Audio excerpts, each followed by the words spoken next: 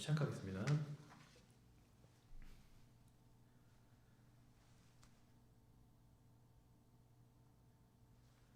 네, 수요 예배를 시작하도록 하겠습니다. 오늘도 하나님께서 우리에게 은혜와 또 사랑과 자비를 허락하셔서 우리가 하나님 앞에 예수님의 이름으로 예배드릴 수 있게 해주셨습니다. 이것을 우리가 쉽게 생각할 수 있는 것이 아니고 오직 하나님의 그 은혜와 그 자비하심이 우리를 오늘 예배 가운데 부르셨다는 그 확신을 가지고 함께 하나님 앞에 나아가셨으면 좋겠습니다. 우리 함께 주님을 찬양하도록 하겠습니다.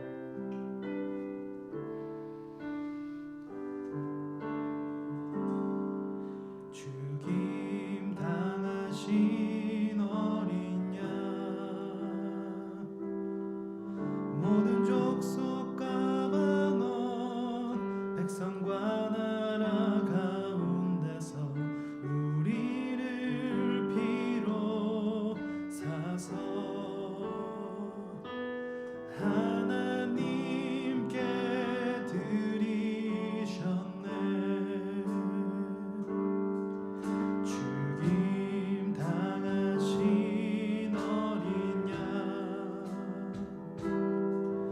우리들의 나라와 제사장 삼아 주셨으니 우리는 주와 함께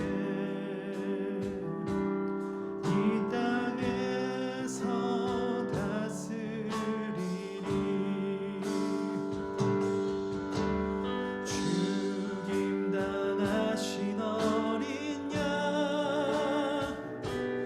능력과 부와 지혜, 힘과 존귀와 영광 찬송 받으시기에 합당하신 어린 양. 죽임 당하신 어린 양, 모든 족속과 방언, 백성과 나라 가운데서 우리를 피로 사서 하나님께 드리셨네. 죽임 당하신 어린 양,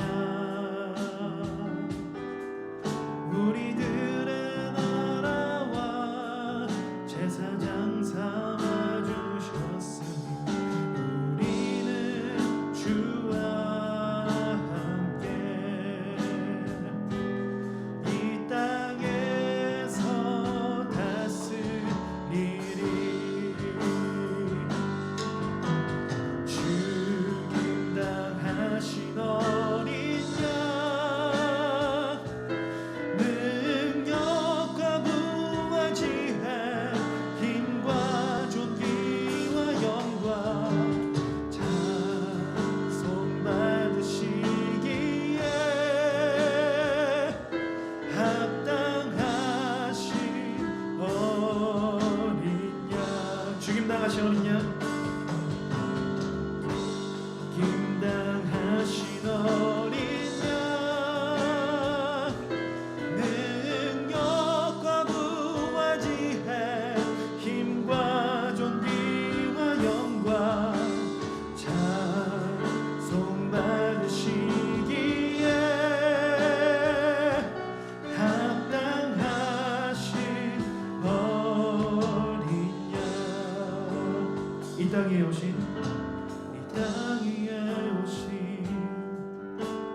하나님의 본체, 십자가에 달리사 우리 죄 사하셨네. 하나님이 그를 지극히 높여 모든 이름 위에 뛰어난 이름을 주사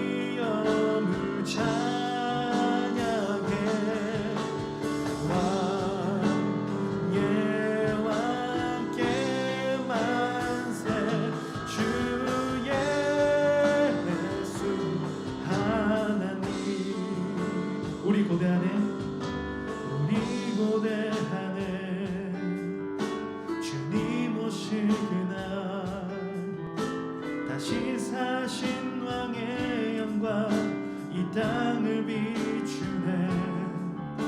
사단의 권세는 주 앞에 무너져 생명과 진리의 주 권세 가장 높도다. 우리 예수 이름 앞에 절하고 모든 입이 주를 시네. 영광 중에 오시 주를 보리라. 선포해 왕의 완세. 능력 위엄을 찬양해. 왕의 왕께 만세. 주 예수 하나님 왕께 만세. 왕께 만세.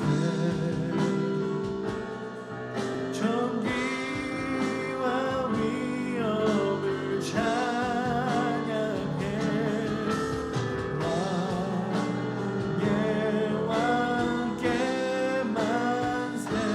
주 예수 하나님 왕께 만세. 왕께 만세. 존귀와 위엄을 찬양해. 왕의 왕께 만세. 주 예수 하나님.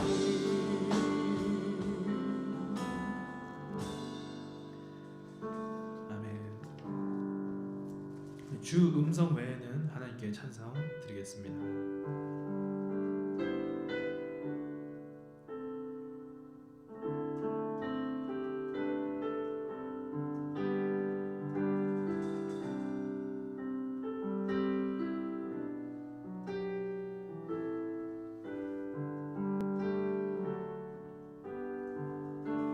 주 음성 외에는 더 기쁨 없도다. 날 사랑하신 주 늘 계시옵소서. 기쁘고 기쁘도다. 항상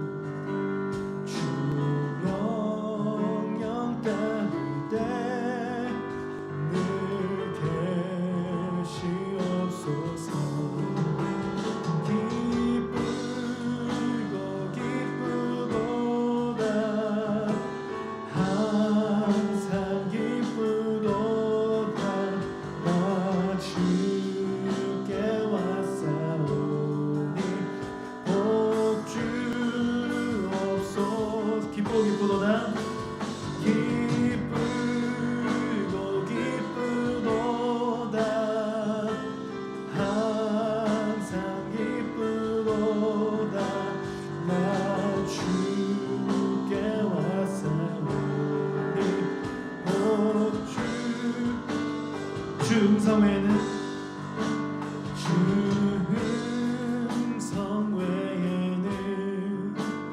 더 기쁨 없도다. 날 사랑하신 주 늘 계시옵소서. 기쁘고 기쁘도다. 항상 기쁘도다. 나 주께 왔사오니 복 주옵소서. 기쁘고 기쁘도다. 기쁘고 기쁘도다. 항상 기쁘도다. 나 주께 왔사오니 복 주옵소서. 나의 영원하신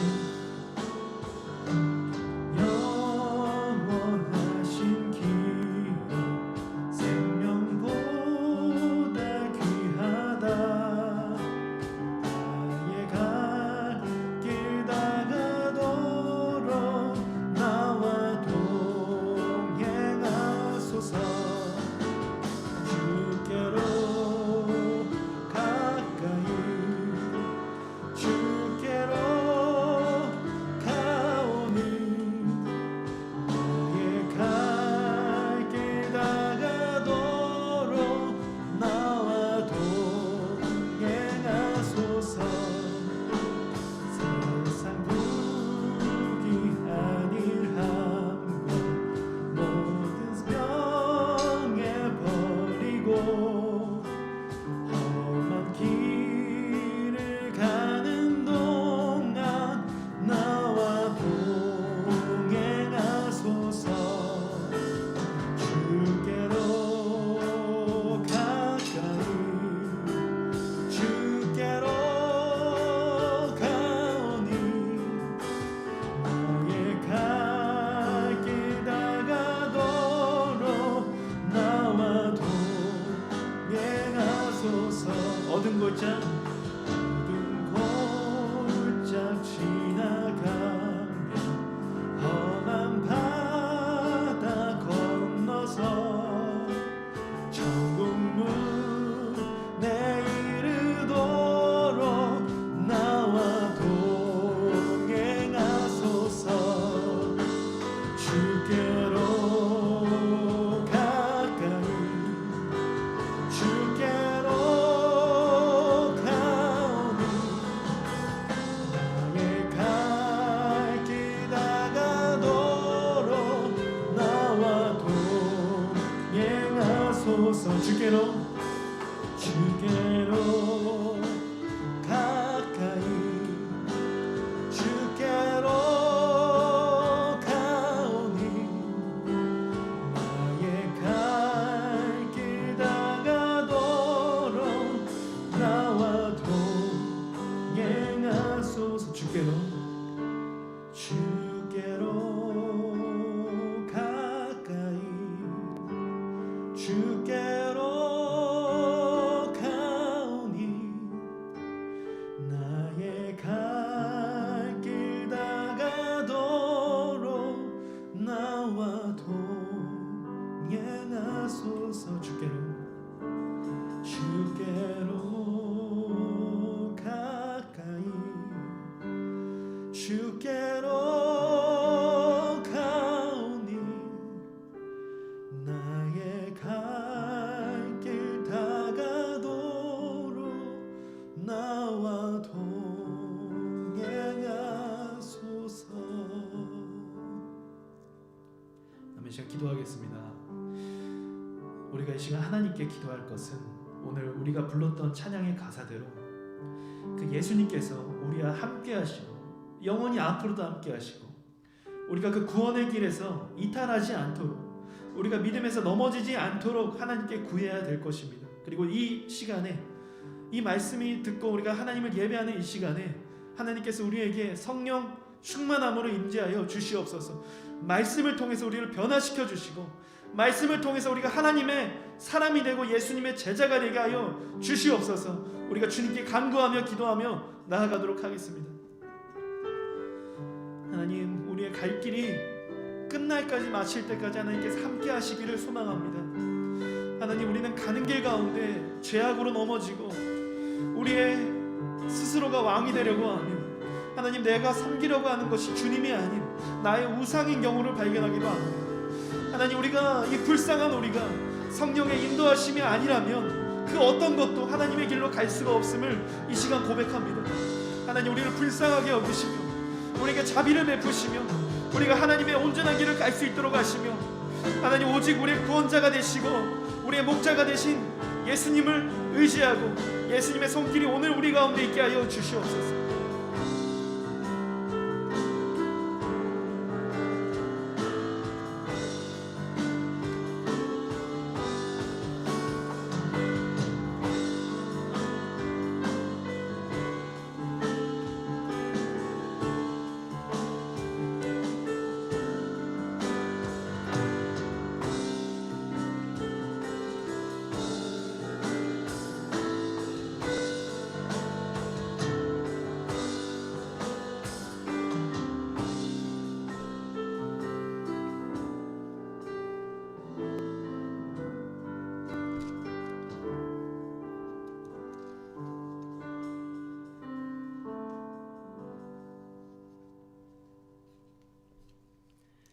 아멘.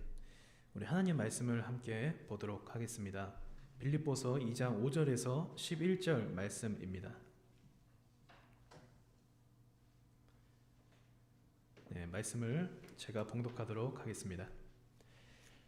너희 안에 이 마음을 품으라. 곧 그리스도 예수의 마음이니 그는 근본 하나님의 본체시나 하나님과 동등됨을 취할 것으로 여기지 아니하시고 오히려 자기를 비워 족의 형체를 가지사 사람들과 같이 되셨고 사람의 모양으로 나타나사 자기를 낮추시고 죽기까지 복종하셨으니 곧 십자가에 죽으심이라.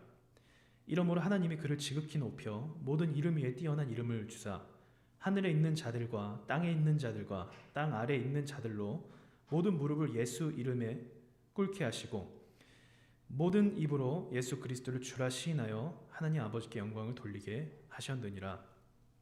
아멘. 네, 오늘 본문 말씀은 우리가 잘 아는 본문 말씀입니다. 예수님의 마음을 품으라라는 사도 바울의 권면이 담긴 말씀입니다. 오늘은 한 절씩 말씀을 깊게 묵상하면서 이야기를 나눠보도록 하겠습니다. 5절 말씀에는 너희 안에 이 마음을 품으라 곧 예수 그리스도의 마음이라고 바울이 이야기를 합니다. 교회에게 마음을 품으라 라고 이야기를 하는 거죠. 교회에는 여러 사람들이 모이는 공동체입니다. 우리도 경험해서 아시겠지만 사람이 많이 모인 곳에는 서로 생각이 다르고 서로 생각이 같은 사람들이 있고 나눠지는 사람들이 있는 것을 우리는 알 수가 있습니다. 그래서 사회를 보자고 하면 이 생각이 서로 같은 사람끼리 사교 모임을 갖고 취미를 갖기도 하고 또 같은 공동체에 있지만 생각이 다른 사람끼리 편을 나뉘기도 하고 갈라지는 모습을 우리는 보기도 합니다. 너무나 어떻게 보면 자연스러운 일이기도 하고 이 세상에서 그렇게 나눠지는 것은 그렇게 이상한 일은 아니기도 합니다. 그럼 우리 교회는 어떨까요? 우리 교회는 그런 모습들이 자연스럽게 이루어지는 것일까요? 사도 바울은 오늘 교회에게 이런 권면을 줍니다. 너희 안에 이 마음을 품으라 곧 그리스도 예수의 마음이라고 합니다. 우리가 성향이 각자 다르고 우리 기질이 다르고 생각하는 것 다르고 가치관이 다를 수도 있습니다. 그러나 우리가 중심이 있다고 한다면 그 중심이라는 것은 예수 그리스도에 대한 마음을 품는 것은 같아야만 합니다. 서로의 다름을 인정해주는 사회가 지금 보편적인 사회죠. 그것도 좋습니다. 옳은 것이에요. 그러나 동시에 우리가 교회의 공동체라고 한다면 우리 공동체 가운데 같은 마음이 한 가지 있어야 되는데 그것도 가장 중심 가운데 그 한 가지 마음이 있어야 되는데 그것은 바로 예수 그리스도의 마음이라는 것입니다.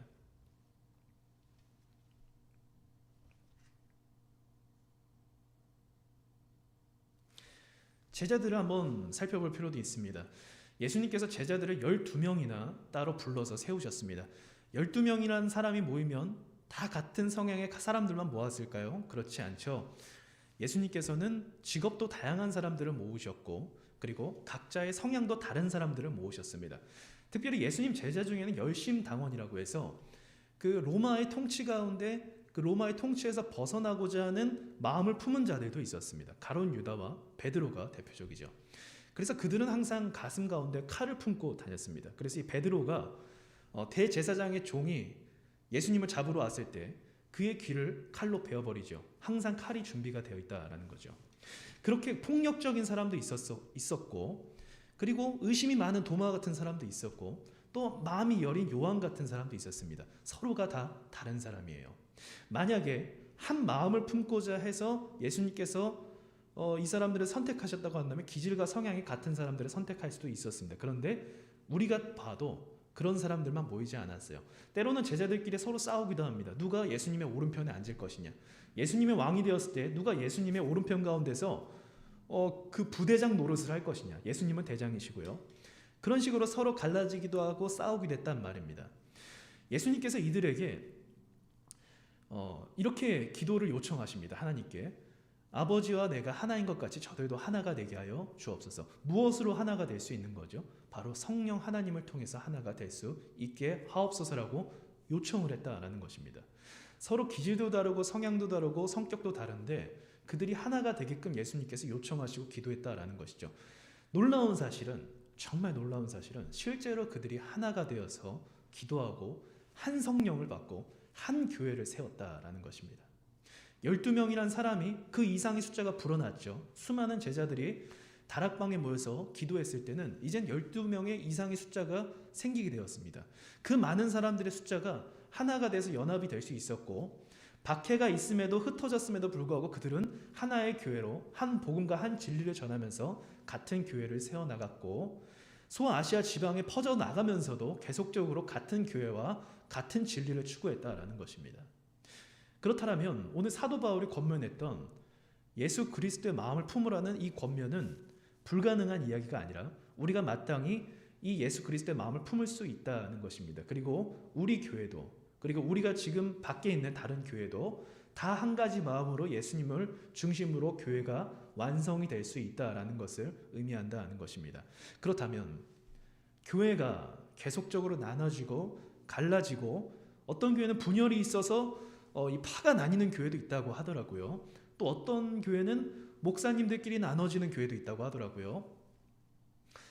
그렇다면 그 교회의 본질, 그렇게 나눠지는 교회의 본질들은 무엇이냐? 예수 그리스도가 중심이 없다는 것입니다.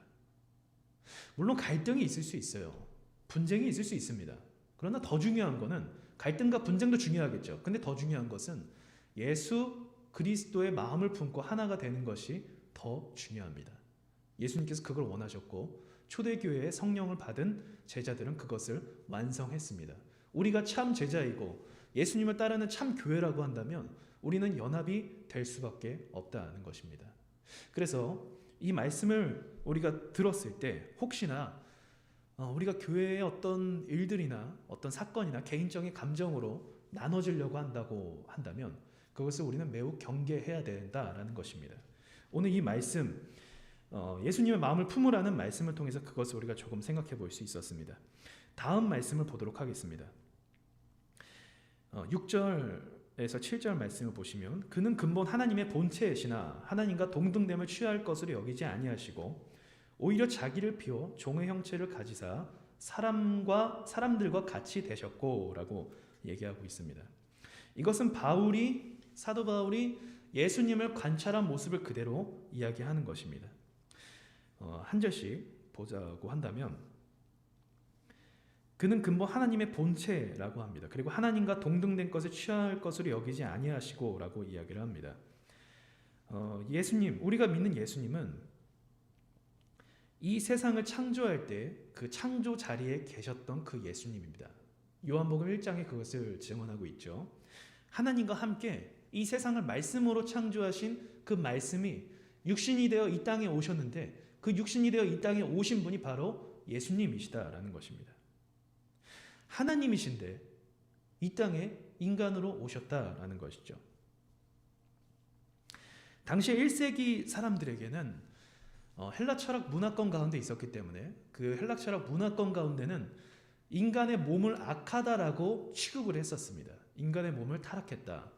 그런데 그 인간의 타락된 몸 가운데 신이 왔다라는 것은 당시에 믿을 수가 없는 사고였다라는 것이죠. 당시의 사고를 역행한다는 것입니다. 헬라 철학뿐만이 아니라 그 유대인들 가운데서도 하나님의 이름을 얼마나 경외합니까? 유대인들이 하나님의 이름을 얼마나 존중하고 하나님의 신성 모독을 일으키는 사람들을 그 자리에서 돌로 치려고 하는 그 하나님을 경외하고 하나님 높이는 그 열정이 있습니다. 그들에게는 하나님이 절대 주권자이시다라는 거죠. 그런데 그 절대 주권자이신 분께서 인간이 되셔서 오셨다라는 것은 그들의 사고방식으로는 믿기가 어려운 부분이었던 것입니다. 오늘 우리도 사실은 마찬가지입니다. 제가 조금 쉽게 말씀을 드리자고 한다면 우리가 예수님이 이 땅에 오셨습니다. 예수님께서 이 땅에 인간으로 태어나셨습니다 라고 이야기하면 우리는 보통 아멘으로 받아들이죠. 아멘이고 그것을 쉽게 믿습니다. 그런데 저는 조금 더 생각해 봤으면 좋겠습니다. 어떤 것을 생각해 보면 이 상황이 얼마나 황당한 상황인지를 생각해 봤으면 좋겠습니다. 하나님, 이 세상을 다 창조하시고 만드시고 지배하시고 모든 것의 주인이 되신 그 하나님께서 인간으로 오셨다. 여자의 자궁을 통해서 태어나셔서 마구간에서 태어나셔서 그것도 그리고 부잣집에서 자라나신 것도 아니고 하나님이신데 목수의 아들로 자라나셔서 그 아버지의 가업을 보통 이어가죠. 성경에서도 예수님 목수라 표현합니다.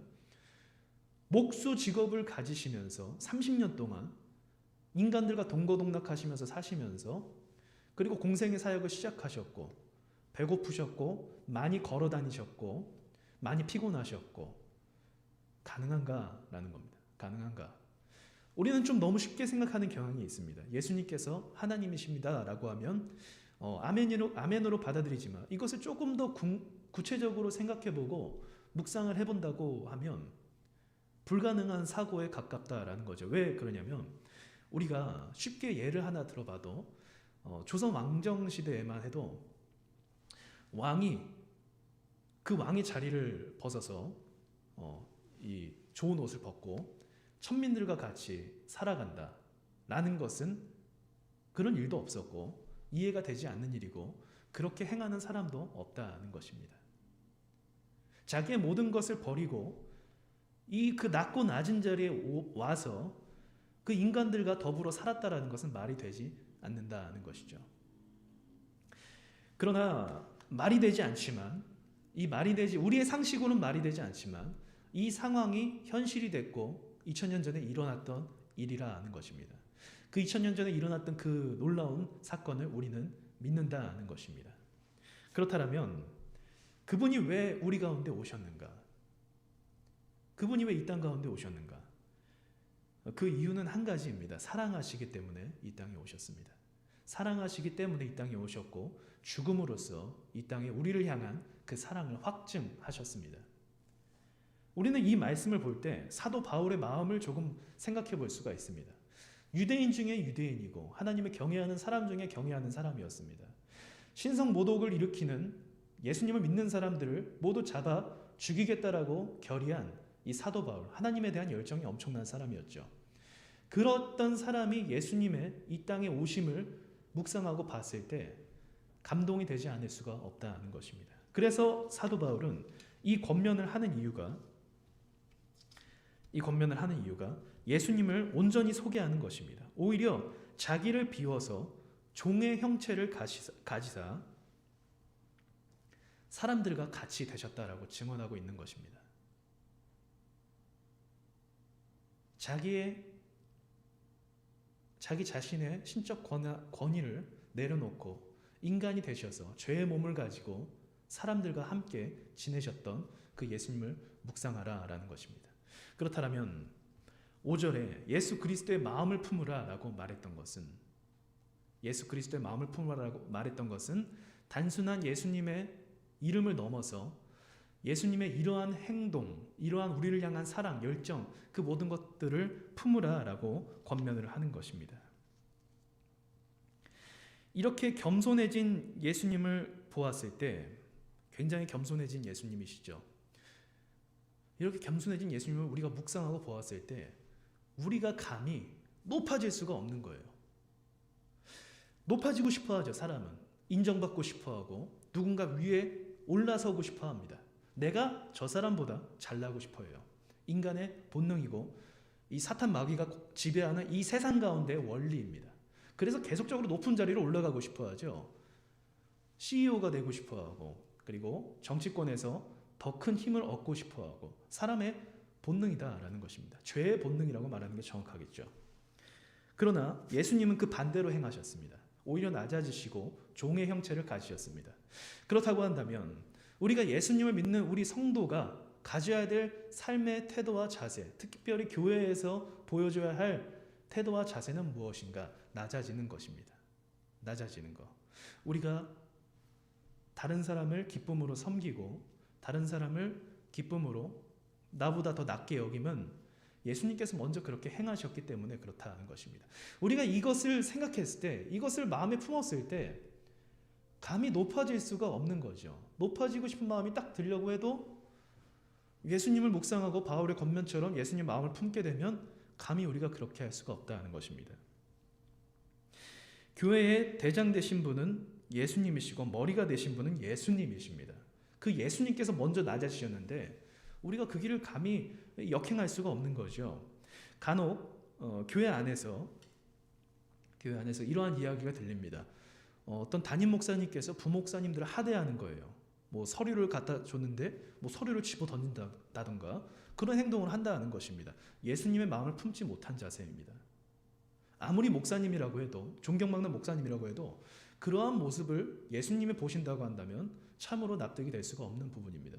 마찬가지로 성도들 사이에서도 그런 것이 있습니다. 어떤 성도는 헌금을 많이 내서 교회 운영에 많은 도움을 줘서 그 위에 군림하려고 하고 인정받으려고 합니다. 예수님께서는 우리를 위해 생명을 내어주셨습니다. 낮아지셨고 겸손해지셨습니다. 그런데 헛날 자신이 많은 헌금을 드렸다라고 해서 또는 교회에 공헌을 많이 했다라고 해서 높아지려고 한다, 인정받으려고 한다, 잘못된 것입니다. 우리의 인정과 공로는 오직 하나님 앞에 받아야 된다는 것이죠. 우리는 이것을 계속 경계해야만 합니다. 누군가 높아지려고 할 때 교회가 분열이 되고 예수님이 왕이 아니라 그 사람이 왕이 되려고 하기 때문에 그렇습니다. 우리는 계속 건강한 공동체를 위해서 이 예수님의 마음을 품고 이 복종하시고 낮아지신 이 예수님의 모습을 따라서 우리가 계속적으로 경계하면서 살아가야 된다는 것입니다. 자, 그럼 다음 8절입니다. 사람의 모양으로 나타나사 자기를 낮추시고 죽기까지 복종하셨으니 곧 십자가에 죽으심이라. 자, 그렇다면 우리가 여기서 또 한 발자국 더 나아가서 생각해야 될 것이 있는데 바로 겸손이라는 단어입니다. 겸손하면 종교인이라고 표현할게요. 종교인이 겸손하면 사회에서 칭찬을 받습니다. 예를 들면 이제 스님들이 요즘에는 그 힐링 코너라고 해서 이제 좋은 이야기도 해주고 상담도 해주고 그런 내용들이 많이 있습니다. 그런 곳에서 그 스님들께서 삶의 겸손함과 검소함을 보여주고 있다고 한다면 많은 사람들이 그 사람의 모습에 감동을 하게 됩니다. 그리고 어떤 신부님께서 참 어려운 이들을 섬기고 도와주고 긍휼히 여기고 그런 모습이 또 매스컴에 나오게 되면 그 신부님을 참 존경합니다. 또 마찬가지로 우리 기독교도 개신교 안에도 어떤 목사님께서 참 청렴하고 교회를 사임했는데도 어떤 비용을 받지 않고 그냥 난 잊어라 하면서 나오시고 라고 하면 그 목사님도 매우 존경을 받는다는 것입니다. 공통점이 있죠. 어떤 공통점인가요? 청렴하면 존경을 받는다는 것입니다. 그런데 여기에 한 가지 함정이 있다는 것이죠. 무엇이죠? 우리는 단순히 청렴하기 때문에 사람들에게 인정받는 것이 아닙니다. 우리가 사람에게 인정받으려고 하는 것도 아니고 우리가 그들과 다른 부분은 말씀에 순종한다는 것입니다. 말씀에 순종하는 것과 양심으로 인해서 청렴한 것은 천지 차이입니다. 결국 양심에 의해서 청렴하다라는 것은 다른 사람들이 알아주는 것이고 우리는 그것에 관심이 없다는 것이죠. 우리가 원하는 것은, 우리가 바라는 것은 예수님의 길을 그저 쫓아가는 것뿐입니다. 그리고 그 쫓아감에 따라서, 그 낮아짐에 따라서 우리가 예수님이 걸으셨던 그 끝내 우리를 위해서 죽으셨던 그 희생까지도 우리는 쫓아간다는 것입니다. 조금 더 이야기를 해보도록 하겠습니다. 다소 부담스러운 표현이 될 수도 있겠지만 예수님께서는 오늘 8절 말씀처럼 자기를 낮추시고 죽기까지 복종하셨다라고 합니다. 양심으로 인해서 청렴하게 살 수는 있지만 죽기까지 복종하기란 쉽지 않습니다. 결국 죽기까지라는 것은 나 자신이 없어지는 거거든요. 나 자신이 삭제가 되는 것입니다. 사람들에게서, 사람들의 인정에게도 삭제가 되고 나 자신, 나 자아조차도 사라지는 것을 의미합니다. 그 길을 예수님께서는 걸으셨다라는 것입니다. 예수님께서 단순히 청렴에 그치셨고 양심적으로 사신 것에 그치셨다라고 한다면 우리에 대한 사랑은 완전히 완성이 될 수가 없었습니다. 예수님께서 완성하신 사랑은 십자가의 죽으심입니다. 그가 청렴하셨고 정직하셨고 어려운 이들을 도우셨고 돌보셨고 거기까지는 다른 양심적인 종교인들과 같을 수 있다는 거예요. 근데 예수님은 거기서 한 발자국 더 나아가셨습니다. 그것은 무엇이죠? 복종하시면서 십자가에 죽으셨다라는 것입니다. 우리는 양심에 따라서 선행을 하는 것이 아니라 우리는 하나님 말씀의 명령에 따라서 순종하는 것입니다. 이것은 차원이 틀려요. 차원이 틀립니다. 어떤 사람은 양심이 발달해서 선행을 하나님 안 믿고도 잘합니다. 어떤 사람은 양심이 발달이 좀 덜 돼서 선행을 좀 잘 못해요. 그런데 그 사람이 하나님 말씀에 순종해서 나아가는 것과 원래 양심이 발달해서 순종하는 것이 아니라 양심이 발달해서 선행하는 것은 다르다는 것입니다. 우리는 같아 보이지만 우리는 하나님의 말씀에 따라 간다는 것이죠. 예수님께서도 죽으신 것이 자의가 아니셨습니다. 예수님께서 겟세마네 동산에서 기도하실 때 가능하다고 한다면 이 잔을 나에게서 피하게 하옵소서라고 기도했습니다. 그러나 예수님께서 죽으셨던 것은 하나님의 말씀에 복종하시고 순종하시고 그 길을 따라가셨다라는 것입니다. 우리 역시도 그 길을 따라가야 된다는 것이죠. 부모가 아이를 키울 때 저도 느끼는 부분이지만 아이를 키울 때 나 자신을 없앨 정도의 희생을 줘야 아이가 바르게 성장한다라는 것을 느낍니다. 내 것을 다 챙기고 나의 시간을 갖고 내 여유를 갖고 아이에게 신경을 쓰지 않고 무관심하면 이 아이는 바르게 자라날 가능성이 굉장히 적습니다. 부모에게서 방치된 아이는 바른 길로 성장할 가능성이 낮다라는 것이죠. 그러나 부모가 사랑으로 감싸주고 옳은 것이 무엇이고 틀린 것이 무엇이고 바른 것이 무엇인지를 계속적으로 가르쳐주고 관찰해주고 관심을 갖는다고 한다면 그 아이는 바르게 자라날 가능성이 높다라는 것입니다. 그러면 어떤 것이 희생이 되죠? 그 부모의 시간과 에너지와 열정과 삶이 소비가 된다는 것입니다. 그러나 그것이 소비가 됨으로써 자연스럽게 그 아이가 바르게 자라날 수 있다는 것이죠. 이것은 하나님께서 주신 원리라고 생각을 합니다. 우리의 생명을 내어놓았을 때 다른 생명이 꽃을 피운다는 것이죠. 이 대한민국 땅만 봐도 그렇습니다. 조선 땅에 외국인 선교사님들이 들어왔을 때 그들은 다른 지역으로 들어오다 보니까 우리나라의 풍토병으로 너무 쉽게 죽으신 분들이 많고 그리고 침략으로 오해를 받아서 창에 찔려 죽으신 분들도 있고 물에 빠져 죽으신 분들도 있고 그리고 와서도까지 사람들이 무시하고 쳐다도 안 보고 그런 고통과 어려운 가운데서 이 선교를 하러 이 땅에 오셨었습니다. 그들이 와서 남긴 것은 무엇이냐? 자신의 생명을 내어놨다라는 것이죠. 다시 본국으로 돌아가지 않고 이 땅 가운데 끝까지 헌신하고 자신의 생명을 내어놓을 정도로 복음의 꽃을 심은 결과 어떻게 됐습니까? 이 대한민국 땅에 교회가 퍼지기 시작했고 예수 그리스도의 이름이 드러나기 시작했습니다. 그들의 예수님을 따라가는 그런 믿음의 헌신이 아니었다라고 한다면 그러한 결과는 불가능했다는 것입니다. 성경의 원리를 말씀드리고자 한다면 예수님께서 하나님 말씀에 복종하셔서 십자가에 죽으셨기 때문에 오늘 우리가 구원의 은혜를 누릴 수가 있는 것입니다. 마찬가지입니다. 우리가 보잘것없는 사람이라고 생각할 수도 있겠지만 우리가 예수님의 말씀에 순종하면서 자신의 목숨까지도 아끼지 않고 하나님의 길을 꿋꿋이 걸어가고 나 자신을 부인하면서 나아간다고 한다면 생명의 꽃이 피어나고 또 다른 생명이 생겨나고 또 다른 구원이 발생한다는 것입니다. 거기에 대해서는 하나님께서 물으시는 것이 없습니다. 하나님께서는 그 생명의 대가를 분명히 받으시고 그리고 구원의 열매를 맺게 해주신다는 것입니다. 이것을 우리에게 가르쳐 주셨다라는 것이죠. 바울도 이 관점으로 똑같이 이야기를 하고 있는 것입니다. 자, 그렇다면 9절 말씀을 보도록 하겠습니다. 이러므로 하나님이 그를 지극히 높여 모든 이름 위에 뛰어난 이름을 주사라고 말씀하십니다. 결국은 예수님께서 그 순종하심으로 그리고 죽으시고 다시 부활하심으로 지금은 어디에 계시냐? 지금은 최고의 영광 가운데 하나님 우편에 앉아 계시다는 것입니다. 이것이 우리에게 소망이 되는 거죠. 사람이 그냥 죽고 그대로 생이 마감해 버린다고 한다면 굉장히 비참한 인생이라고 말할 수가 있습니다.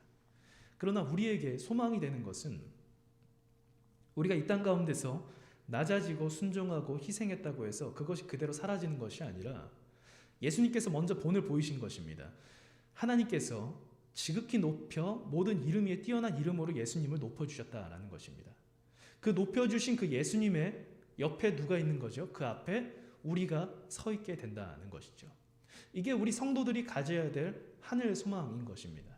이 땅 가운데서도 하나님의 복과 축복을 누릴 수도 있지만 궁극적으로 우리가 가장 누려야 될 영광스러운 자리는 저 예수님께서 먼저 받으신 그 영광 가운데 우리가 그 앞에 서는 것이다라는 것입니다. 이 세상을 살다 보면요, 내가 정말 열심히 살고 성실히 살고 착하게 살아도 보답이 없을 때가 있어요.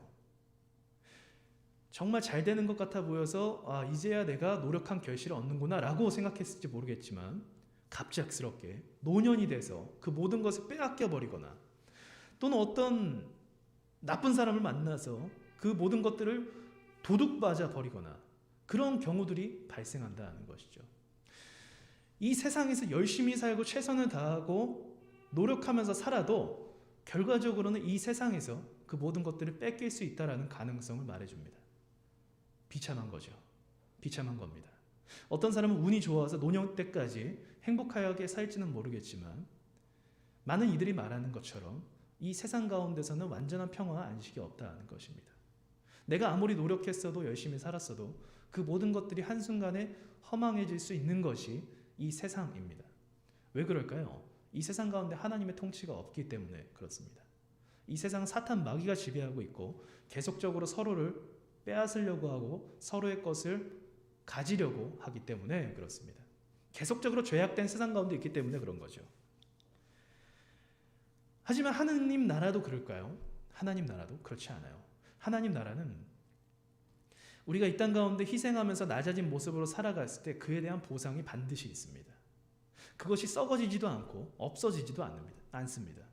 그래서 예수님께서는 이 땅이 썩어질 것을 위해 그러는 것이 아니라 우리가 살아가는 것이 아니라 썩지 않는 것을 위해 보화를 쌓으라고 말씀하시고 있죠. 절대로 우리를 실망시키지 않는다는 것입니다. 다음은 10절에서 11절 말씀을 보도록 하겠습니다. 하늘에 있는 자들과 땅에 있는 자들과 땅 아래에 있는 자들로 모든 무릎을 예수의 이름에 꿇게 하시고 모든 입으로 예수 그리스도를 주라 시인하여 하나님 아버지께 영광을 돌리게 하셨느니라.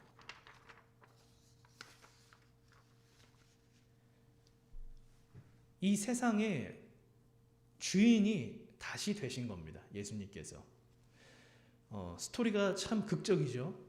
종의 형체로 오셔서 가장 낮아지셨고 가장 비참하게 어떻게 보면 사셨으며 그리고 죽으신 다음에 부활하셔서 그 완전 극적인 반전과 같이 이 세상의 모든 만물을 현재 예수님께서 발 아래 통치하고 계시다는 것입니다.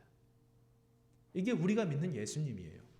그러니까 우리가 믿음의 눈을 좀 바르게 뜰 필요가 있는 부분이 어떤 것이냐면 우리가 예수님을 때로는 과소평가할 때가 약간은 있습니다.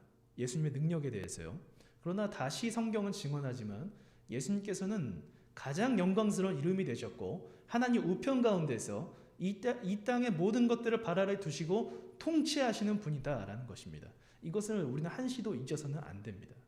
지금은 예수님께서 하나님 때에 맞춰서 사탄 마귀에게 이 세상의 권세를 잠깐 허락하셨지만 예수님께서 다시 오실 때는 그 권세를 다시 찾으시고 자신의 백성을 데리고 영원한 안식처로 간다라는 그 소망, 하늘의 소망, 우리는 절대로 잊어서는 안 된다는 것이죠.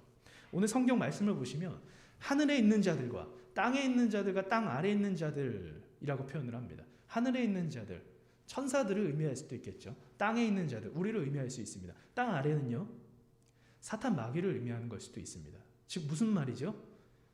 천사나 사람이나 사탄 마귀나 모든 생각할 수 있는 생명체는 하나님께, 예수님께 무릎을 꿇게 하신다는 것입니다. 굴복할 수밖에 없다는 것이죠. 이것이 우리가 믿는 예수님이다라는 거예요. 이 세상의 왕이시고 주인이시다라는 것이죠. 그러나 지금 상황은 어떻죠? 실제로 지금 많은 사람들이 예수님께 무릎 꿇지는 않고 있습니다. 지금 밖에 있는 사람들만 가도 예수님의 이름을 어떤 이들은 비웃기도 합니다. 예수님이 누구야? 예수라고도 하죠. 예수. 저는 좀 피해야 될 표현이라고 생각합니다. 우리는 예수라는 표현보다는 예수님이라고 표현하는 것이 맞다라고 생각을 합니다. 이 예수님을 무시하고 있다라는 것입니다. 그럼 이 말씀은 거짓인가요? 무릎 꿇게 하셨다는데요. 거짓말입니까? 아니요. 이것은 미래적인 메시지죠. 예수님께서 자신의 통치 아래 이 세상을 발 아래 두시는 모든 사람들이 인정할 그때가 올 텐데 그때는 예수님의 재림의 때라고 볼 수가 있습니다.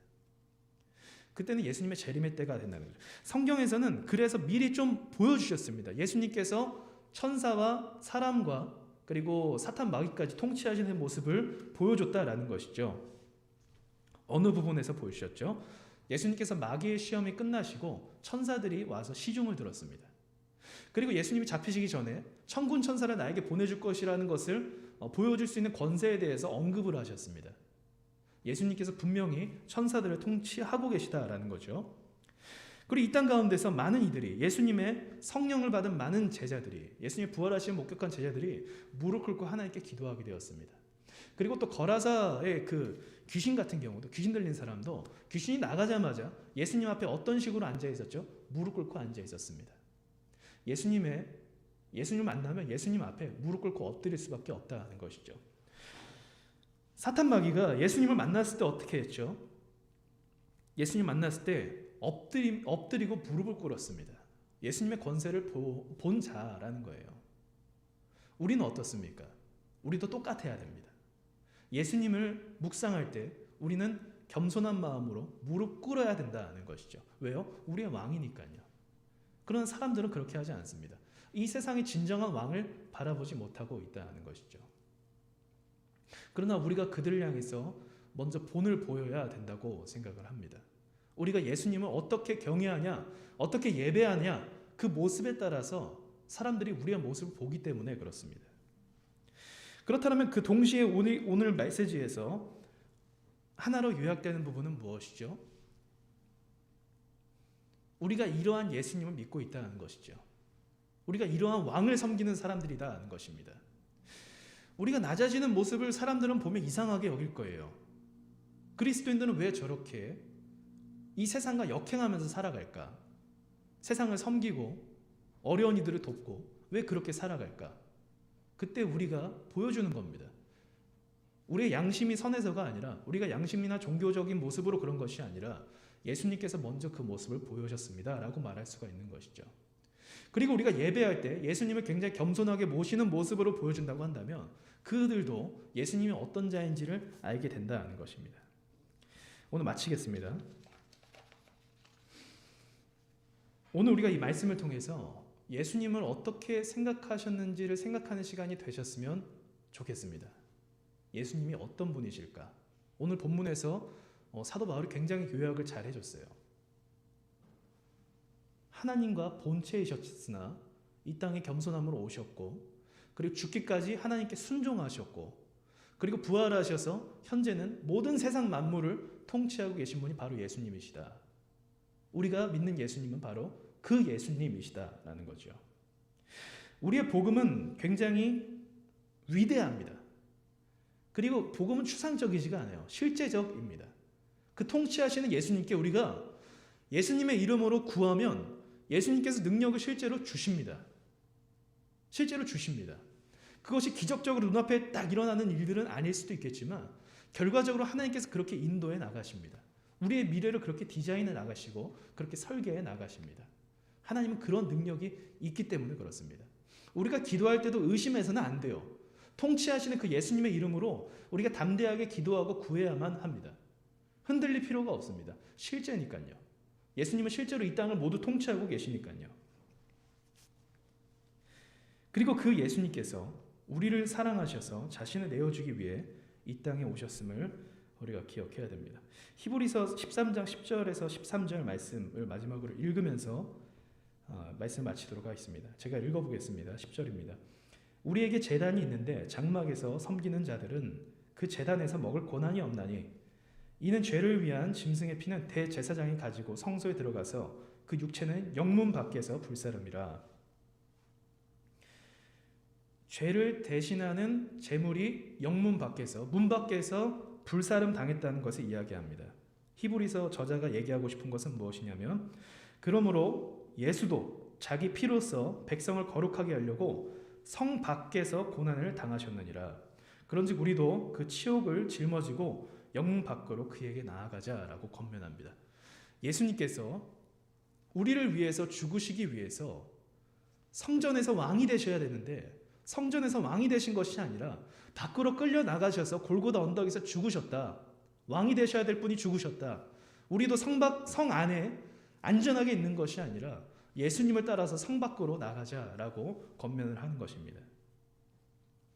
우리에게 이러한 믿음과 이러한 방향이 생기시기를, 저와 여러분이 그런 믿음이 생기시기를 예수님의 이름으로 축복을 합니다. 그리고 이 말씀을 듣는 여러분께서 예수님의 마음을 품고 하나님께 온전한 영광을 돌리는, 하나님 기뻐하시는 영광을 돌리는 성도님들이 되길 바라면서 이상 메시지 마치도록 하겠습니다. 기도하겠습니다.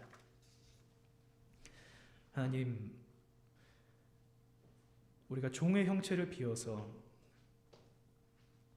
종의 형체로 이 땅에 오셔서 겸손해지고 낮아지신 그 예수님을 오늘 묵상했습니다. 우리가 그 예수님이 가신 그 길과 같이 우리가 똑같이 그 길을 완벽하게 따라가기는 어렵겠지만 그래도 제자들이 그랬던 것처럼 우리에게 그러한 능력과 힘을 주셔서 이 땅 가운데 생명의 씨앗이 심겨져서 구원의 열매가 맺혀질 수 있도록 하나님께서 인도하여 주시기를 부탁드립니다. 우리가 보잘것없지만, 우리가 생각이 다 다르지만 하나님 말씀으로 연합이 돼서 온전한 교회를 이루고 하나님께 온전히 영광을 올려드리고 하나님께서 원하시는 교회가 되게 하여 주시옵소서. 예수님의 이름으로 기도합니다.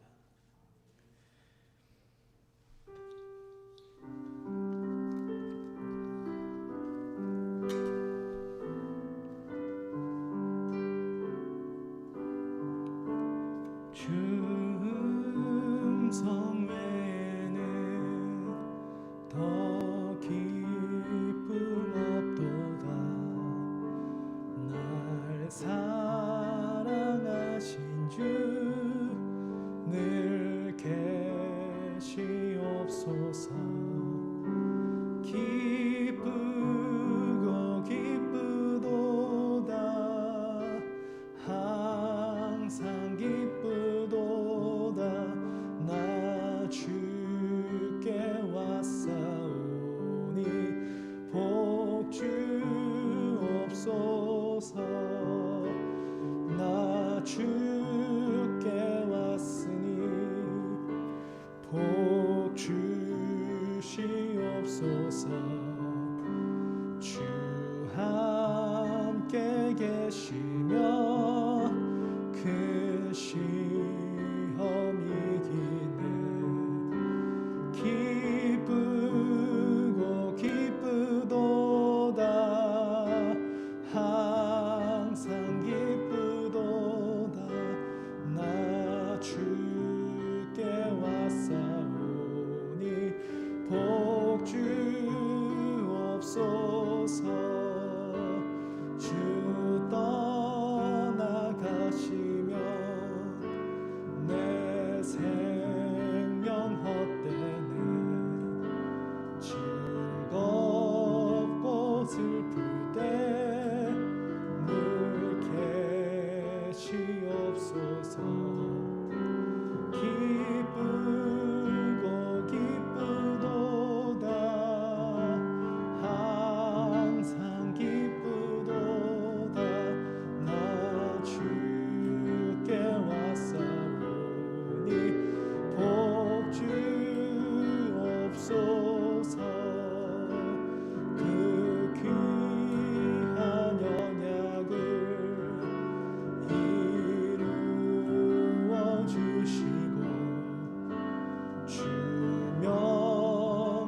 따를 때 늘 계시옵소서.